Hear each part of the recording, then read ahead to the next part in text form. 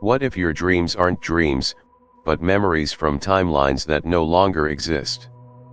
What if the déjà vu you feel isn't coincidence, but evidence that you've died before and returned?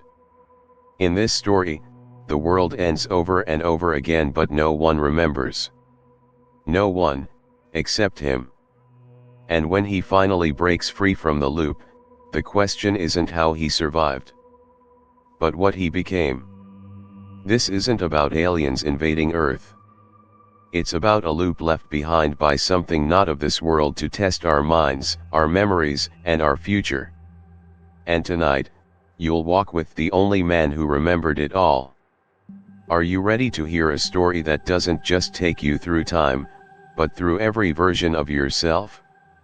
In the quiet hours before dawn, when the Earth's pulse slows and machines hum like distant oceans, the sky flickered once then again.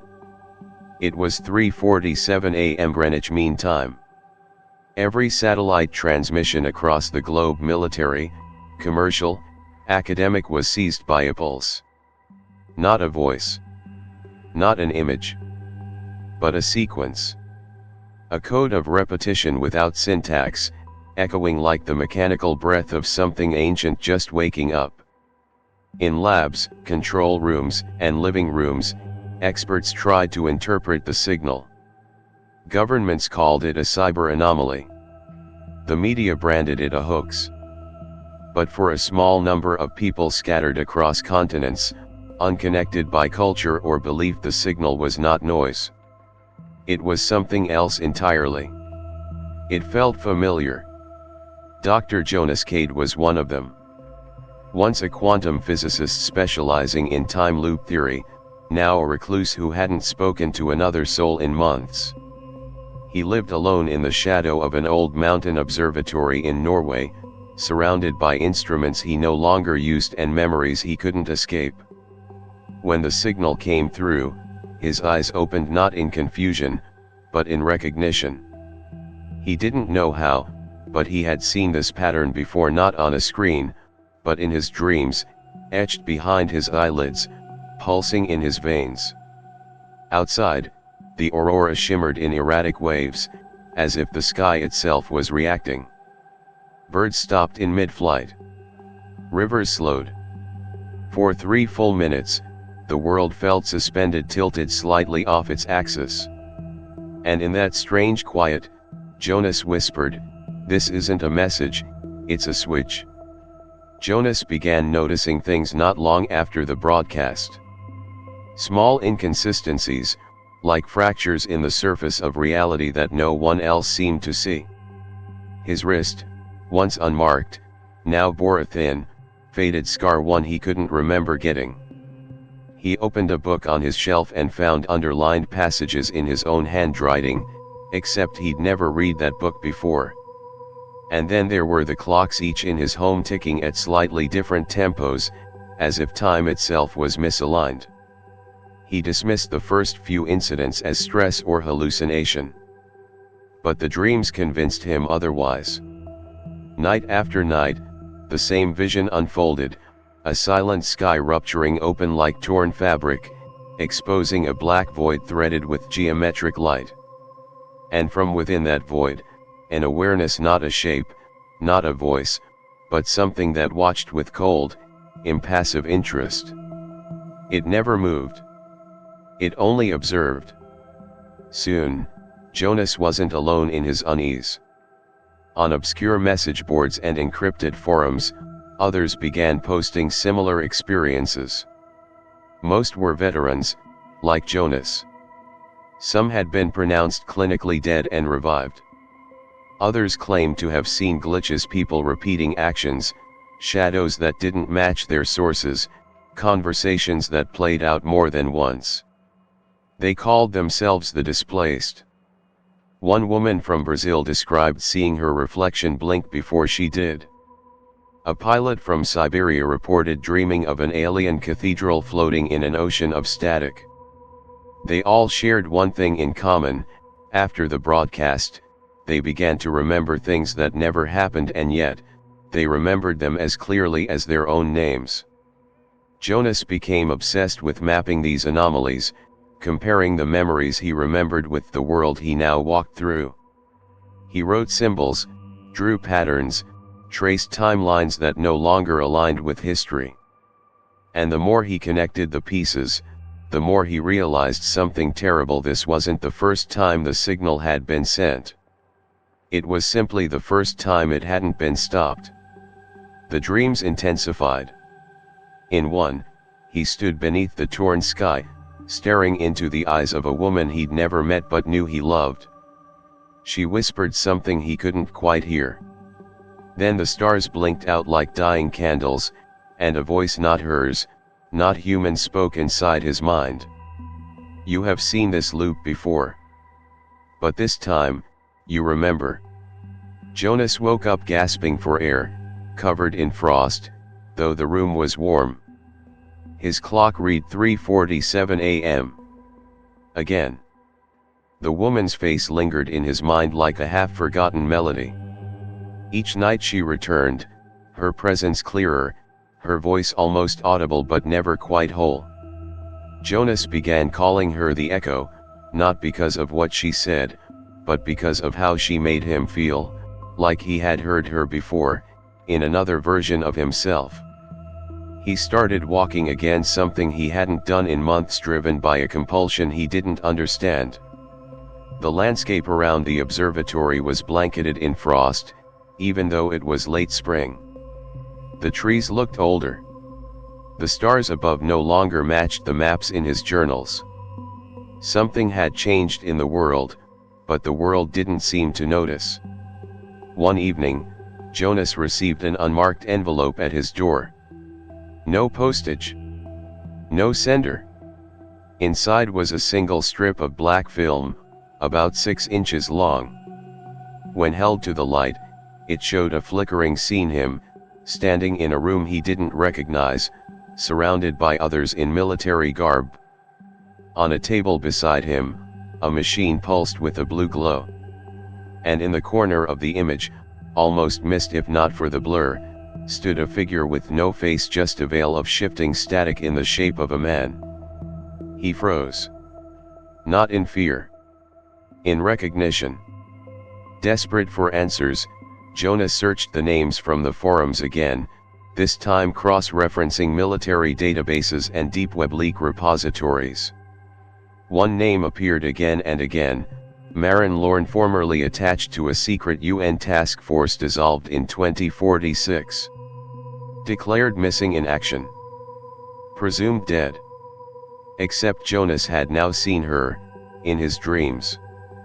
He traced her last known coordinates to the ruins of a science facility buried under glacial ice in Greenland, a place referenced in blacked-out documents as EN Base. The journey there was not marked by compass or satellite, but by instinct, as though part of him had already traveled this path before. When he arrived, the wind howled like broken transmissions. The ice creaked under his boots like it remembered pain. The facility was half swallowed by the glacier, but power still flickered from somewhere deep within. And in the main chamber, cracked and weathered by time and frost, Jonas found her. Maren. She sat cross-legged on the floor, eyes closed, breathing in rhythm with a tall, alien-looking pillar made of shifting metal and light. The moment she opened her eyes, Jonas felt the world ripple. Not from sound, but from recognition. You made it back, she said. Again. He didn't speak. He couldn't. This isn't the first loop, Maren continued, rising to her feet. You've found me 12 times. In 12 timelines. But only in this one, you remember. Jonas stepped closer, drawn to the pillar. It wasn't a machine. It was a wound in time, humming with choices unmade, lives unlived. Symbols danced across its surface, not language, but memory. Maren walked to a wall and revealed a cracked diagram scrawled across rusted panels, a web of loops, spiraling backward, each marked by a different outcome. Most ended in extinction. A few, simply vanished. This isn't about saving Earth, she whispered. This is about surviving the test. The architects don't invade. They study. They seed loops and wait. If you evolve fast enough to break the pattern, they consider you worthy. If not, they reset. The cold in the chamber deepened. Jonas finally understood, the broadcast wasn't meant to be heard, it was meant to awaken the ones who could remember across iterations. People like him. People like Marin. And the pillar? It wasn't alien tech. It was a mirror, for minds fractured across timelines. The walls of EN base were not made to keep things out. They were made to contain what was remembered. Jonas wandered the dim hallways behind Marin as frost crawled across the ceiling like veins of a frozen giant. Everything inside the facility had the texture of an old dream, familiar, but wrong in the details. Rusted screens blinked erratically.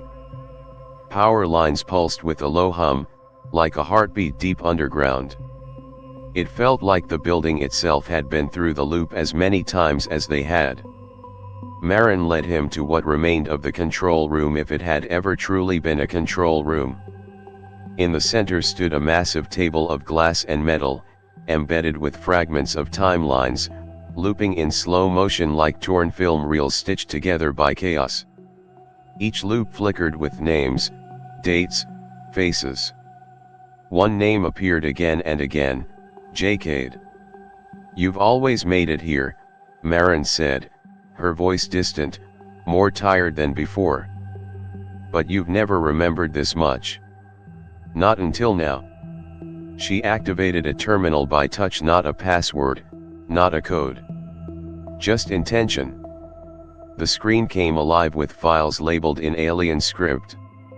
Then, human text beneath them. Fragmented logs. Audio files with corrupted timestamps. One played on its own. EN loop protocol initiated. Cycle number 214 terminated, cognitive instability. Cycle number 215, re-entry confirmed. Memory retention at 14%. Jonas stepped back. His heart sank. We're not trying to survive a war, are we? Marin looked at him, eyes dark, voice a whisper. No. We're being measured. A chill crawled through Jonas, not from the cold, but from the scale of it. The war was never about territory or destruction. It was data. Humanity had been trapped in a recursive observational system, each iteration carefully observed, tested, rewound. Every time someone got too close to the truth, the loop began again. A hard reset. Clean slate. Forgotten timelines, rewritten lives. The entity behind it, the so-called architects, were not invaders. They were curators of probability. Their motive wasn't conquest, but calibration. They studied species by forcing them through artificial evolution, not through generations, but through memory. A test of cognitive resilience across nonlinear time. Marin turned the screen to show an overlay, loops intersecting at key points, nuclear events avoided, pandemics neutralized, wars reversed before they began. But each victory came with a cost, erasure. No one remembered what was sacrificed to achieve it. No one except those who slipped through the cracks. The echoes. That's why they keep us, she said. We're not survivors. We're anomalies. Memory glitches they didn't expect. But maybe, we're what they're really looking for. Jonas felt sick. All this time, every war, every peace treaty, every sudden breakthrough or disappearance, it had all been data points in a closed system. Earth wasn't a battlefield. It was a lab. He looked at Marin. How many times have I died? She didn't answer. Her silence told him more than numbers ever could. Suddenly, the walls around them trembled. A pulse echoed through the floor, not seismic, but temporal. Clocks spun. Lights flickered. Somewhere above, the sky had shifted again. "The loop is thinning," Marin said. "Something's different this time. They're watching more closely now." Jonas felt the weight of every version of himself pressing in, as if the walls between the loops had grown thin, transparent. He could almost hear them, his other selves whispering in reverse, shouting in silence, dying again and again. And through it all, a new thought surfaced in his mind. One he hadn't had before, or maybe one he wasn't supposed to remember. What if the loop isn't breaking, because one of us is keeping it alive? Marin met his gaze. And didn't blink. The chamber was not built by hands. Jonas stood before the object at the heart of En base, a spire of mirrored metal and living shadow, pulsing in slow intervals like a breathing creature. But it was not alive. Not in the way they understood life. It existed in every loop, every version of the timeline Marin had mapped. It had no beginning, no edge. Just a strange pull toward itself, as if gravity obeyed its own memory. Marin called it the anchor. She explained that every timeline had one, a fixed point around which events twisted and reformed. Not always a place. Sometimes a moment. Sometimes a death. But this structure was the original anchor, the one seated by the architects. It held the first loop. And it still hummed with unresolved lives. "You can't destroy it," she told Jonas. "You can only enter it." The spire opened for him, not with a door, but with silence. A shimmering gap peeled itself into reality, revealing an interior without depth, without shape. It felt like falling sideways into memory. And then came the deaths. The first version of him screamed not from pain, but betrayal. The second bled from wounds Jonas couldn't see. The third held a weapon to his own chest. The fourth was silent, motionless, as if life had drained from him long before death came. The fifth knelt beside Marin's body, whispering her name into a war-torn sky. On and on they came. Dozens. Hundreds.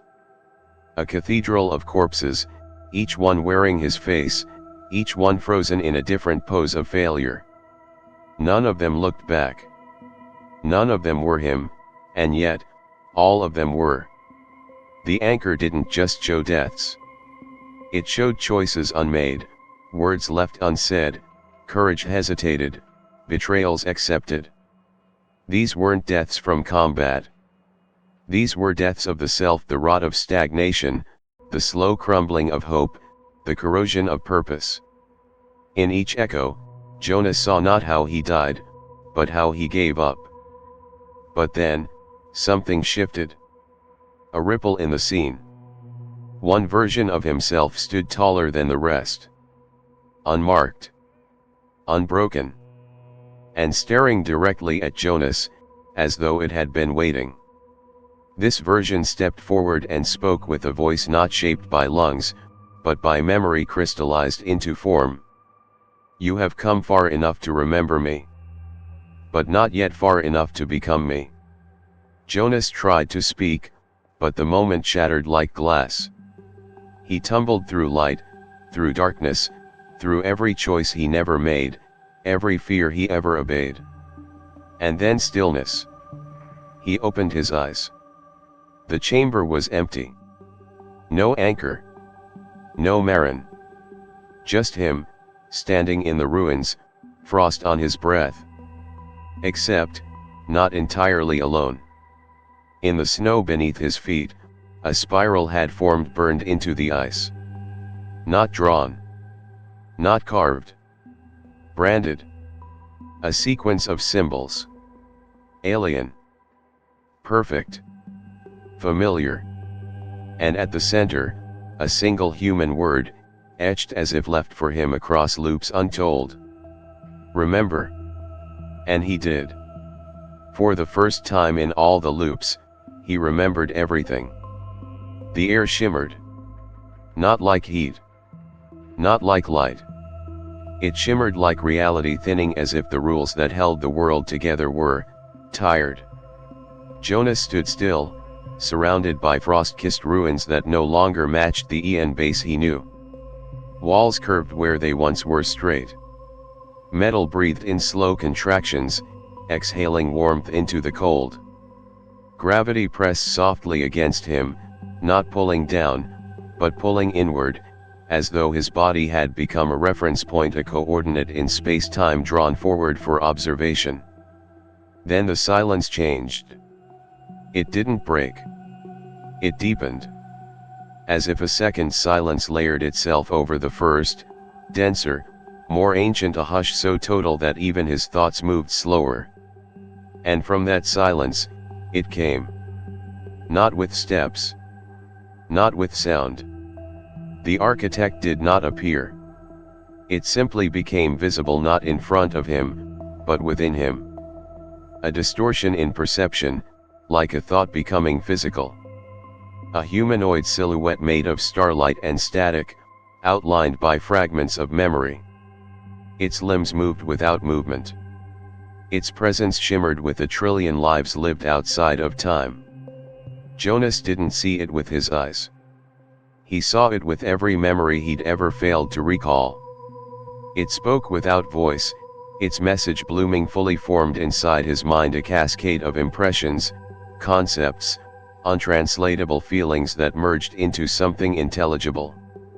You are the remainder. Jonas staggered, trying to understand. The fragment that endured recursion. A mind with continuity. Your suffering was observation. Suddenly, he remembered every iteration. Every death. Every version of Earth that ended in silence. He remembered a war that was never won, only looped. He remembered faces of people who never truly existed beyond a single cycle.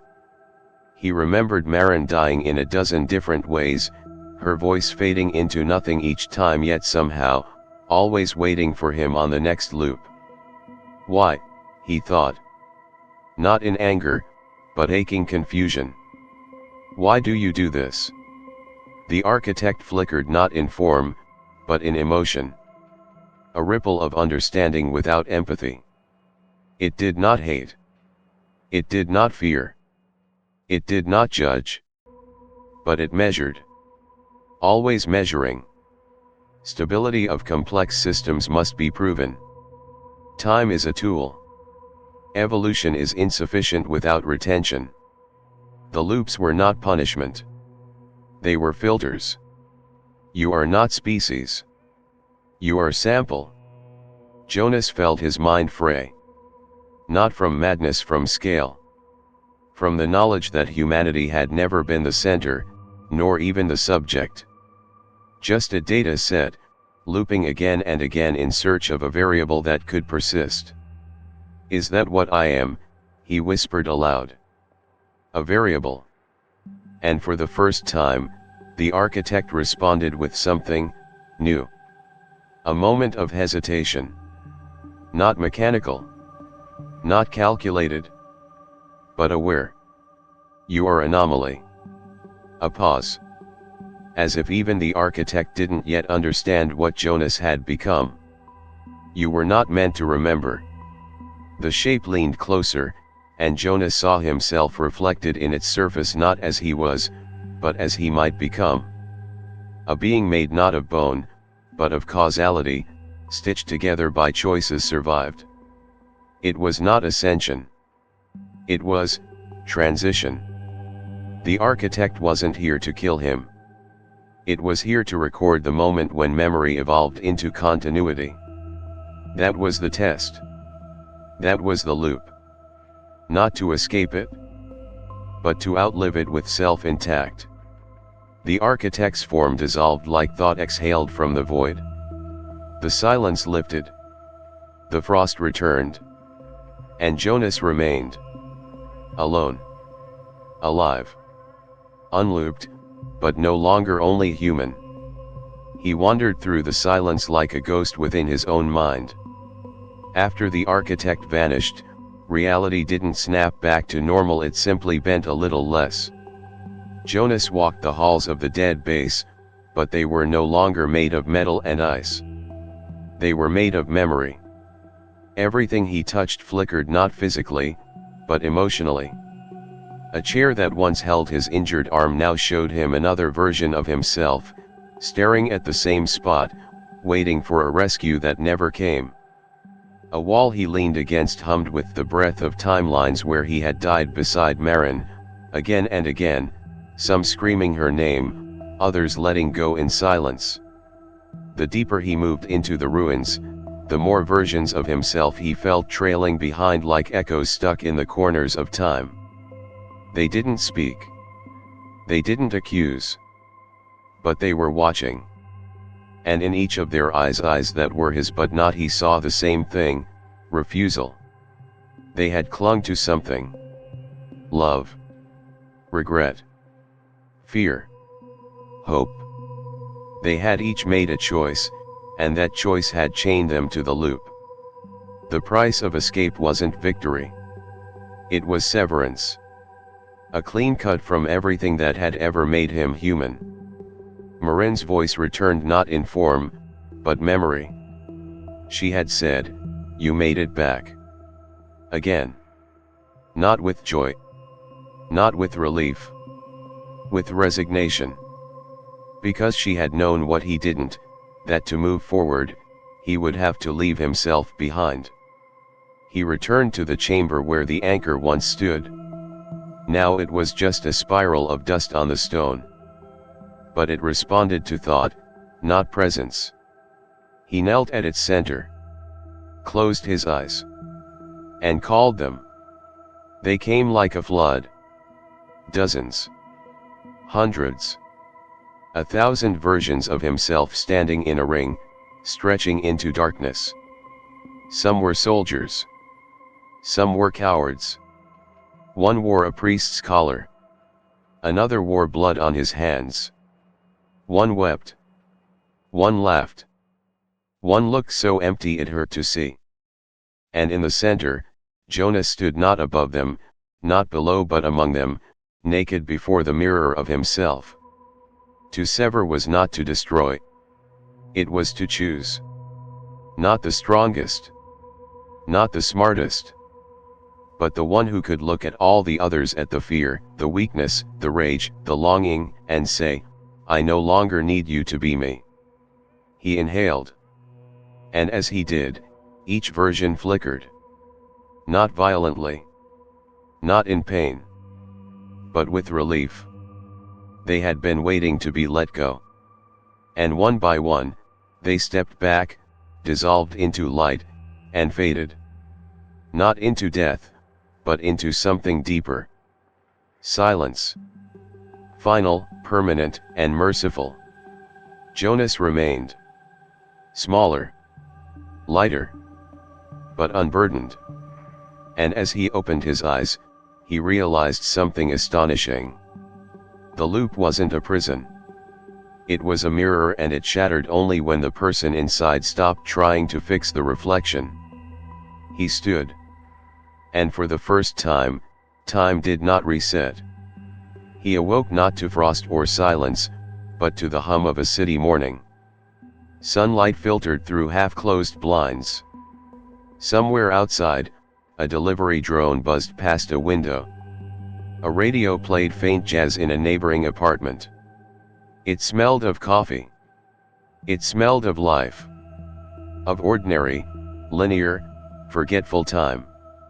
Jonas sat up slowly, as if afraid the bed would vanish beneath him. The mattress held. The floor was warm. A cat, his cat, though he couldn't recall owning one, curled beside his legs and blinked up at him without concern. And on the bedside table, a small silver key rested atop a folded newspaper. The headline read, "Peace Accords Signed." Mideast Unified Coalition formed. Climate rebound continues. He turned to the second page. War never came. Nothing was lost. Nothing was rebuilt. Because nothing had happened. Except Jonas remembered it all. He remembered war, and restarts, and Marin's death, and the face of the architect, and the pain of hundreds of selves stripped away into vapor. He remembered every end. Every silence. Every loop. And yet, the world did not. People walked the streets smiling. Children chased synthetic birds through smart parks. News anchors debated policy with hopeful indifference. It was a better world. A cleaner one. But not because they had earned it. Because something had closed the experiment. And left the last survivor behind to remember why. He wandered through the city like a man caught between dreams, his presence barely noted, as if the world only half registered him now. Every once in a while, someone would pause just for a second and look at him with an expression that flickered. Recognition. Fear. An echo of something they couldn't name. Then it would vanish, and they'd move on. He passed by a bookstore and saw his own face on a shelf. The book was called Fragments of the Future. Author, Jonas. He stepped inside. The clerk smiled politely, unaware she had just greeted the man who had written the words without ever typing them. The book had been published 5 years ago, apparently. Translated into 17 languages. No one remembered writing it. He didn't remember publishing it. But the pages were filled with descriptions of events that never occurred, and somehow, everyone believed they were fiction. He bought a copy anyway. Back in his apartment, he sat beside the window as dusk fell over a skyline untouched by war. He opened the final chapter. And there, handwritten in the margin, were 4 words in ink he did not own. You chose the loop. He didn't remember writing that. But it didn't matter. Because it was true. He had stayed through it all. He had remembered when forgetting would have meant peace. He had walked into the center and not turned away. The architects hadn't erased him. They had left him as a marker, as a reminder, or perhaps, as a message. That evening, at exactly 3:47 a.m., he stood on his rooftop and looked at the stars. The sky shimmered faintly, not broken, not opening, just watching. And he smiled. Not because he had won. But because for the first time, there would be no reset. And he would live with the memory. The world kept turning. Morning came, people worked, machines hummed, governments bickered about predictable things. The illusion of normality was perfect, seamless, rehearsed. But Jonas knew better. Not through suspicion. Through stillness. Through pattern. Because on the 9th day after he woke, something changed. It began with a tremor. Not physical. Cognitive. A twitch behind the eye. A thought repeating itself where it never had before. He saw it in strangers on the street, a man pausing mid-step to look at his own hands. A woman dropping her coffee and staring at the sidewalk as if it had whispered. An old child humming the same note twice in a row, then laughing nervously as if surprised by her own voice. Small things. Insignificant alone. But Jonas recognized the rhythm. The pattern had returned. That night, at 3:47 a.m., every screen in his apartment, even ones not plugged in, flickered once, then again. And then held. Not with a signal. But with the silence he remembered. The same dead pulse. The same non-message. But this time, it wasn't from the architects. He felt it. Deep in his spine. This signal was reflected, not transmitted. Rebroadcast not from the sky, but from within. The loop had closed. The system had ended. But his memory hadn't stayed in him alone. He turned slowly to the mirror. And for the briefest moment, his reflection didn't move. It watched him. Behind his eyes, something ancient stirred, not alien, but newly born. And then the mirrors in the city began to fracture, not from force, but from disagreement with what they showed. People everywhere felt it. In thoughts they hadn't thought. In feelings that didn't belong to them. In the shiver of déjà vu that no longer went away. The broadcast had returned. But this time, it wasn't meant to test. It was meant to awaken.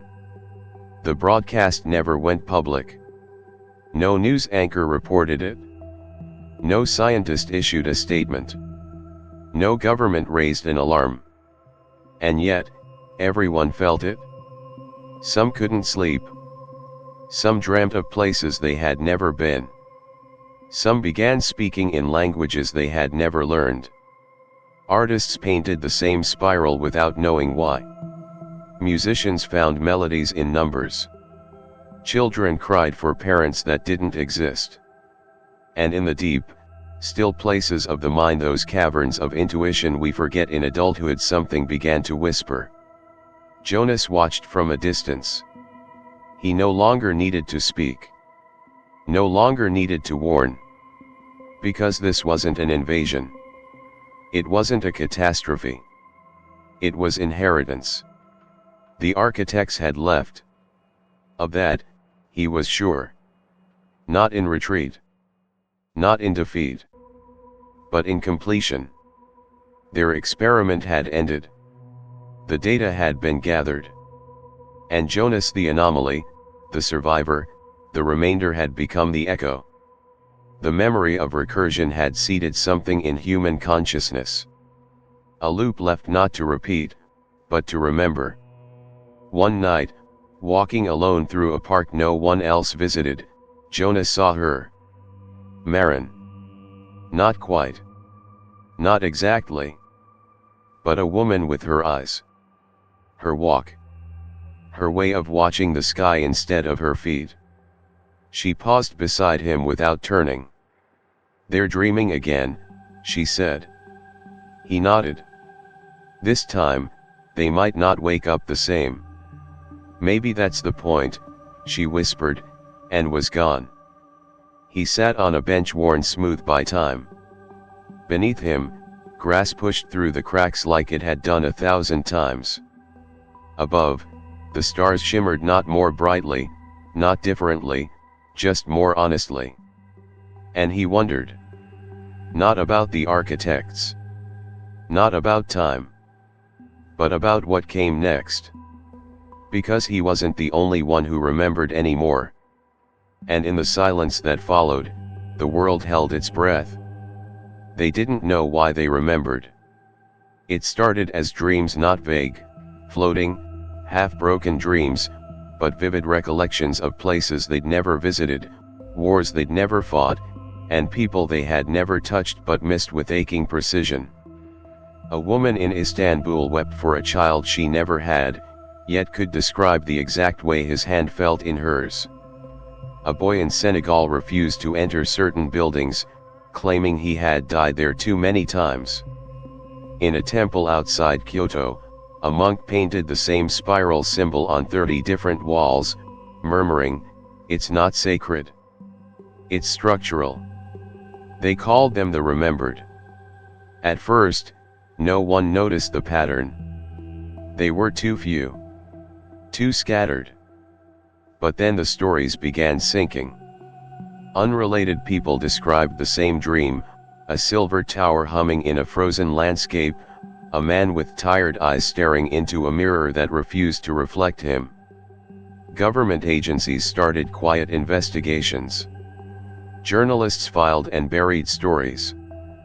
But someone else was already watching. Not from the outside. From within. Jonas sat in an old tram station turned cafe in southern Norway, a place he had never visited in this life, but in one of the loops, he had died just beyond the fence. He felt it in the weight of the ground. The way the shadows leaned. The woman across from him was shaking. Not from fear, but recognition. Her name was Alira. She had been a theoretical biologist before something inside her broke. She now spent her days cataloging memories that weren't hers. She'd drawn maps of a world flooded by oceans, written prayers to gods no one worshipped, and spoke in terms Jonas hadn't heard since the deepest parts of the Aeon loop. She touched the table gently and whispered, "It's happening again. But this time, we're waking up inside it." Jonas said nothing. He didn't have to. His silence was no longer emptiness, it was resonance. Over the next weeks, more appeared. Not by chance. By convergence. They didn't speak the same language, but they dreamed in the same shapes. They felt a pull, like memory was magnetic, like something inside them was trying to align. They gathered without knowing why in old libraries, on rooftops, in ruins where no history had taken place but every history echoed. And in each group, someone always drew the spiral. No one knew what it meant. Not anymore. But every time it was drawn, they felt calm. Not safe. Just, remembered. Jonas began to see something else. Not all the remembered were stable. Some resisted the memory. Some collapsed under the weight of it. One man walked into traffic screaming about the versions of me that never got to live. Another woman fell into a coma, eyes wide open, whispering words in a dead alien dialect. Remembering wasn't enlightenment. It was a mutation. And not all organisms survived the change. One evening, as the wind whispered like static and the air turned sharp, Jonas stood beside Alira on a hill overlooking a small village. Lights flickered below, steady, warm, unaware. Alira spoke, not to him, but to the wind. "We're not dreaming, Jonas. We're recovering. Like minds waking."